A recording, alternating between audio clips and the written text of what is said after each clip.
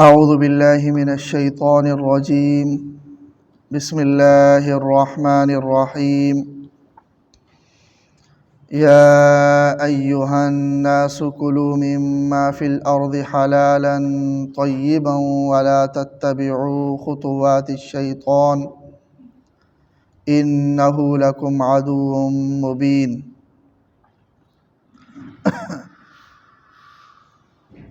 کفار کے اندر من جملہ خرابیوں میں سے ایک خرابی یہ بھی تھی کہ وہ بتوں کے نام پر جانور چھوڑ دیا کرتے تھے اور اس پر کوئی خاص نشانی لگایا کرتے تھے اور عموماً اس کے کان کو چیر دیا کرتے تھے تاکہ سب کو پتہ چلے کہ یہ بت کے نام پر چھوڑی گئی ہے جو ان کے ہاں معبود تصور کیا جاتا تھا. تو نہ اس کا گوشت کھاتے تھے اور نہ ہی کوئی ان جانوروں کو کچھ نقصان پہنچاتا تھا، بلکہ وہ جانور آزاد ہوتے تھے، جہاں چاہے چرے، جس کے کھیت سے چاہے کھا لے. تو اس جانور کو گویا وہ حرام تصور کیا کرتے تھے. تو اللہ تبارک و تعالیٰ نے یہاں تو اجمالاً ذکر کیا ہے اس مسئلے کو، لیکن آگے سورہ انعام میں پھر اس کا تفصیلی طور پر ذکر ہے کہ کفار اللہ کے حلال کردہ کو حرام قرار دیتے تھے. جس طرح اللہ تبارک و تعالیٰ نے جن اشیاء کو حرام قرار دیا ہے اس کا حلال قرار دینا کفر ہے، اسی طرح اللہ کے حلال کردہ اشیاء کو حرام قرار دے دینا یہ بھی کفر ہے. سورہ تحریم میں جو نبی اکرم صلی اللہ علیہ وسلم کو خطاب ہے کہ یا ایھا النبی لم تحرم ما احل اللہ لک، اے نبی آپ اللہ کی حلال کردہ چیزوں کو کیوں حرام قرار دے رہے ہیں؟ تو مطلب اللہ کی حلال کردہ چیز کو حرام قرار دے دینا یہ بھی درست نہیں ہے، جس طرح اللہ کی حرام کردہ کو حلال قرار دینا درست نہیں. تو مشرکین ان جانوروں کو جن کو اللہ نے حلال قرار دیا ہے بتوں کے نام پر چھوڑ کر ان کو حرام قرار دیتے تھے. تو اللہ تبارک و تعالیٰ نے انہیں اس بات سے منع کیا ہے. ان کو کہا جاتا تو یہ کہتے تھے کہ ہمارے آباء و اجداد نے ایسا ہی کیا ہے، تو ہم اپنے آباء و اجداد کے رسوم کو نہیں چھوڑ سکتے، یہ ہمارے آباء و اجداد کی یادگار ہے. تو بہرحال اللہ نے ان آیات میں اس بات کی بھی نفی کی ہے کہ آباء و اجداد ایسے ہوں جو جاہل ہو، جو غلط رستے پر ہو، تو ان کی تقلید نہیں کرنی چاہیے. اگر آباء و اجداد درست رستے پر تھے، علماء تھے، ماہرین شریعت تھے، تو ان کی تقلید میں کوئی مضائقہ نہیں ہے کہ اگر آپ خود کوئی مسئلہ آپ کو نہیں معلوم تو آپ نے اپنے گزشتہ لوگ جو ہیں ان جو اچھے عالم تھے، آپ سمجھتے ہیں کہ وہ دین کو زیادہ سمجھنے والے تھے اور دین کے لیے اپنی زندگیاں وقف کرنے والے تھے، انہوں نے جو اس مسئلے کو سمجھا ہے، میں اس مسئلے کی اس تہ تک نہیں پہنچ سکتا، اس لیے میں ان کے سمجھ پر میں اکتفا کر کے اور ان کی سمجھ پر میں اعتماد کر کے اس مسئلے پر عمل کر رہا ہوں. تو اس میں کوئی مضائقہ نہیں ہے، بلکہ زیادہ احتیاط بھی اسی بات میں ہے کہ ہم دنیا کی جھنجھٹوں میں پڑے رہتے ہیں، ہمیں قرآن کی ساری آیات ہمارے سامنے نہیں ہوتی، کون سی آیت منسوخ ہے، کون سی آیت ناسخ ہے، کون سا حکم برقرار ہے، کون سا حکم کسی دوسری آیت سے ختم ہو چکا ہے، ساری احادیث ہمارے سامنے نہیں ہوتی ہے. تو گویا ہماری مثال ایک قسم کی ایک جاہل کی سی ہے کہ اگر ہم عالم بھی ہیں تو ہمیں کسی ایک گوشے کا پتہ ہوتا ہے، اور پھر وہ حضرات ایسے تھے کہ جو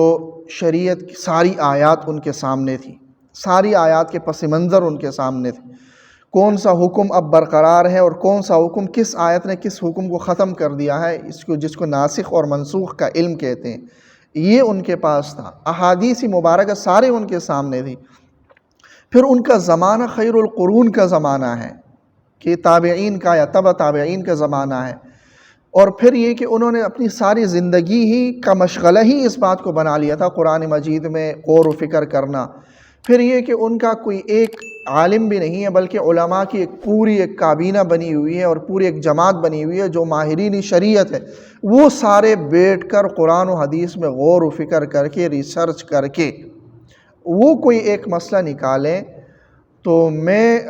یہ سمجھتا ہوں کہ وہ مسئلہ زیادہ بہتر طریقے سے وہ سمجھ گئے ہوں گے بنسبت اس کے کہ میں کوئی یہ مسئلہ بتاؤں۔ اسی لیے ہم امام ابو حنیفہ رحمہ اللہ کی تقلید کرتے ہیں۔ اس کا ہرگز یہ معنی نہیں ہے کہ ہم قرآن اور سنت کو چھوڑ کر امام ابو حنیفہ رحمہ اللہ کے پیچھے چلتے ہیں، نہیں، ہم قرآن و سنت پر ہی چل رہے ہیں، لیکن قرآن سنت کی جو تشریح امام ابو حنیفہ نے کی ہے ہمیں اس تشریح پر اعتماد ہے۔ ہم یہ سمجھتے ہیں کہ امام ابو حنیفہ رحمہ اللہ خیر القرون، جو بہترین زمانے نبی اکرم صلی اللہ علیہ وسلم نے بیان کیے ہیں، خیر القرون قرنی ثم الذین یلونہم ثم الذین یلونہم، کہ بہترین زمانہ وہ ہے جو میرا زمانہ ہے، پھر اس کے بعد کا زمانہ ہے، پھر اس کے بعد کا زمانہ ہے، جو تبع تابعین تک کے زمانے کو خیر القرون۔ تو خیر القرون میں بھلائی عام تھی، نیکیاں عام تھی، دین کی طرف رغبت عام تھی، برائی بالکل نہ ہونے کے برابر تھی، اکا دکا تھی، یعنی وہاں بھلائی غالب تھی اور برائی نہ ہونے کے برابر تھی۔ ایسے دور میں ایک عالم ہے جس نے اپنی زندگی دین کے سمجھنے اور سمجھانے کے لیے وقف کر دی، اور اس کے پاس ہزاروں شاگرد آ رہے ہیں، اور اس کے پاس ایک پوری جماعت بنی ہوئی ہے علماء کی، جو کبھی 40 ہوتی تھی، 40 سے کم نہیں ہوتے تھے، 40 ہوتی تھی، کبھی 70 تک جاتی تھی، 40 سے 70 تک کے علماء جو ماہرین ہوتے تھے، لغت عربی سے لے کر فقہ اور ساری چیزوں کے وہ ماہرین شریعت تھے۔ انہوں نے مل کر قرآن و سنت میں غور کر کے ہمیں بتایا کہ ہاں قرآن و سنت کے روح سے، قرآن و سنت کی روشنی میں یہ مسئلہ یوں ہے،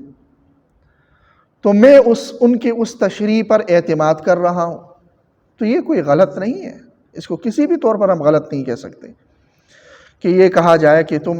محمد صلی اللہ علیہ وسلم کی کیوں نہیں مانتے ہو، امام ابو حنیفہ رحمہ اللہ کی مانتے ہو، یہ اعتراض ہی غلط ہے۔ ہم مانتے ہی محمد صلی اللہ علیہ وسلم کی ہے، اللہ کی ہم مان رہے ہیں، لیکن نبی اکرم صلی اللہ علیہ وسلم اور قرآن کی جو تشریح امام ابو حنیفہ نے کی ہے، مجھے اس تشریح پر اعتماد ہے اور میں اس پر اعتماد کر کے چل رہا ہوں، تو اس میں غلط کیا ہے؟ کوئی غلط نہیں ہے۔ اللہ تعالیٰ فرما رہے قرآن میں فَاسْأَلُوا أَهْلَ الذِّكْرِ إِن كُنتُمْ لَا تَعْلَمُونَ، اگر تم نہیں جانتے ہو تو جو جانتے ہیں ان سے پوچھ لو۔ میری مثال امام حنیفہ رحمہ اللہ کے سامنے ایک جاہل کی سی ہے، میرا علم ان کے سامنے کچھ بھی نہیں ہے، اور میں اعتماد کر کے کہہ رہا ہوں کہ امام ابو حنیفہ رحمہ اللہ نے اس معاملے میں جو تشریح بیان کی ہے، جو بات ذکر کی ہے، مجھے اس پر اعتماد ہے اور میں اس پر عمل کر رہا ہوں۔ تو در حقیقت میں قرآن و سنت پر ہی عمل کر رہا ہوتا ہوں، میں کوئی امام ابو حنیفہ رحمہ اللہ کے بنائے ہوئے دین کی طرف نہیں چل رہا ہوتا ہوں، قرآن و سنت پر ہی عمل کر رہا ہوتا ہوں۔ لیکن قرآن و سنت میں غور کر کے جو مسئلہ انہوں نے نکالا ہے قرآن و سنت کی روشنی میں ہی میں اس پر عمل کر رہا ہوں، تو اس میں کوئی غلط بات نہیں ہے۔ تو آباء و اجداد کی تقلید سے منع کیا اللہ تبارک و تعالیٰ نے، جو جاہل ہیں۔ اولو کان آباؤہم لا یعقلون شیئا ولا یہتدون، یہ لوگ کہتے ہیں کہ ہم اپنے آباء و اجداد کی اتباع کرتے ہیں، کیا یہ تب بھی اپنے آباء و اجداد کی اتباع کی جاتی ہے جب انہوں کچھ سمجھ رکھتے ہوں، نہ ان کے پاس کوئی ہدایت ہو؟ اس کا مطلب یہ ہے کہ اگر ان کے پاس عقل ہے اور ان کے پاس ہدایت بھی ہے، قرآن و سنت بھی ان کے پاس ہے، اور قرآن و سنت کو سمجھنے کی اہلیت اور عقل بھی ان کے پاس ہے کہ اپنی زندگیاں انہوں نے وقف کر دی ہیں،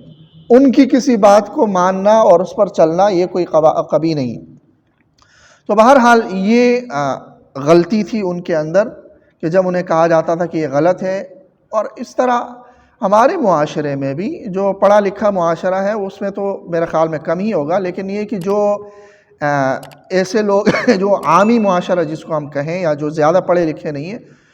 ان میں یہی چیز ہے کہ وہ کہتے ہیں کہ نہیں یہ تو ہمارے آباء و اجداد سے، یہ تو ہمارا رواج ہے۔ یہ رواج جب مسلمان ہو گئے تو ہمارا رواج بھی اسلام ہے، ہمارا کلچر اسلام ہے، ہماری تہذیب اسلام ہے،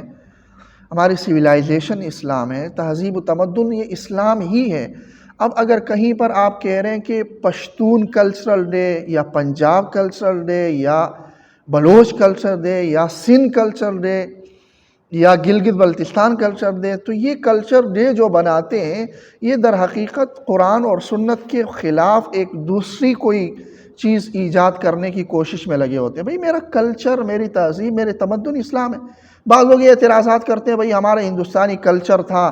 اب عرب نے آ کر اپنے کلچر کو یہاں پر، گویا کہ وہ اسلام کو براہ راست کچھ کہہ تو نہیں سکتے،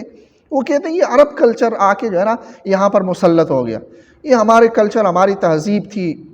اس کو اگر ہم کہتے ہیں تو یہ لوگ مولوی کہتے ہیں کہ بھئی یہ حرام ہے، بھئی عرب کلچر کو اپنے اوپر عرب کلچر وہ نہیں کر رہے ہیں، ہمارے کلچر دین ہے۔ مولوی اگر واقعی وہ عالم ہے تو وہ کبھی بھی اپنی طرف سے کوئی مسئلہ بتا کر کیوں اپنی آخرت خراب کرے گا؟ وہ قرآن و سنت میں جو بیان کیا ہے وہ بتائے گا، اور اگر میں مسلمان ہوں تو میرے کلچر، میری تہذیب، میرے تمدن میں یہ قرآن و سنت ہونا چاہیے۔ یہ جو الگ الگ کلچر ڈے مناتے ہیں یا فلاں فلاں کرتے ہیں، اس کا جو ہے نا شریعت یہ اصل میں کوئی نیا راستہ ڈھونڈنے کی کوشش کرتے ہیں، اور اس اپنے خرافات کو ایک جواز فراہم کرنے کے لیے اور معاشرے میں پھیلاؤ کے لیے ایک نیا نظریہ قائم کرنے کی ایک کوشش ہے۔ تو بہرحال اس کی کبھی کسی بھی صورت میں حوصلہ افزائی نہیں ہونی چاہیے۔ مسلمان ایک ہے، ایک ہی مسلمان ہے، ایک باپ کی اولاد ہے۔ یا ایھا الناس انا خلقناکم من نفس واحدہ، ایک ہی جان سے پیدا کیا ہے اور ایک ہی یہ سارے مسلمان، انما المؤمنون اخوہ، سارے کے سارے بھائی۔ تو یہ تفریق کر لینا یہ نہ اسلام کی تعلیمات ہیں، اور یہ جو لوگ بھی یہ کر رہے ہیں یہ در حقیقت اسلام کے متوازی اور اسلام کے مقابل اور اپوزٹ ایک راستہ تلاشنے کی اور رخ نہ ڈالنے کی کوشش کر رہے ہیں۔ تو بہرحال تو آباء و اجداد کا یہ چلنا یہ چیز نہیں ہے اس میں۔ تو جو یہ کفار مکہ کے تو یا ایھا الناس، اے لوگو، کلوا مما فی الارض حلالا طیبا، روئے زمین میں سے جو حلال اور پاکیزہ ہے وہ کھاؤ، ولا تتبعوا خطوات الشیطان، شیطان کے نقش قدم پر نہ چلو، کہ شیطان تمہیں کہہ رہا ہے کہ ہاں بت کے نام پر اس کو چھوڑ دو اور اس کو نہ کھاؤ، اللہ کے حلال کردہ کو حرام کر دو، یہ شیطان کی چالیں ہیں، اس کے پیچھے نہ چلو۔ انہ لکم عدو مبین، یقین جانو کہ یہ شیطان تمہارا کھلا دشمن ہے۔ انما یأمرکم بالسوء، یہ شیطان تو تمہیں برائی کا حکم دیتا ہے، والفحشاء، فحاشی کا حکم دیتا ہے، وَأَن تَقُولُوا عَلَى اللَّهِ مَا لَا تَعْلَمُونَ، اور اس بات کا تمہیں حکم دیتا ہے اور ترغیب دیتا ہے کہ تم اللہ کے بارے میں وہ باتیں کرو جن کا اللہ کی طرف سے ہونے کا تمہیں علم ہی نہیں ہے۔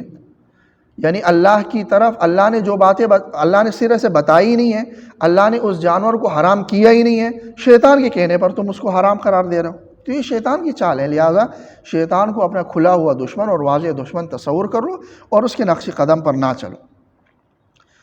وَإِذَا قِيلَ لَهُمُ اتَّبِعُوا مَا أَنزَلَ اللَّهُ، اور جب ان کفار سے کہا جاتا ہے اتبعوا ما انزل اللہ، جو اللہ نے دین نازل کیا ہے اس کی اتباع کرو، قالوا، تو یہ کہنے لگتے ہیں بل نتبع ما الفینا علیہ آباءنا، بلکہ ہم تو اتباع کریں گے ما الفینا علیہ آباءنا، اس کی جس پر ہم نے اپنے آباء و اجداد کو پایا۔ بعض معاشروں میں جیسا کہ بلوچستان میں یا افغانستان کے پشتون جو ایریاز ہیں اس میں لوگوں کا کلچر اور ثقافت یہی ہے کہ وہ پگڑی باندھتے ہیں، اور بہت کم ایسا ہوتا تھا کہ وہ داڑھی کاٹتے ہوں، بلکہ داڑھی وہ رکھتے ہی ہیں، ان کا ثقافت کا حصہ ہے۔ یہ پگڑی باندھنا اور داڑھی رکھنا یہ دراصل اسلامی تعلیمات سے ہی وہ چلا ہے، کہ اسلام ان کے پاس آیا، انہوں نے اسلام میں داڑھی تھی، پگڑی تھی، تو انہوں نے اسی کو باندھنا شروع کر دیا،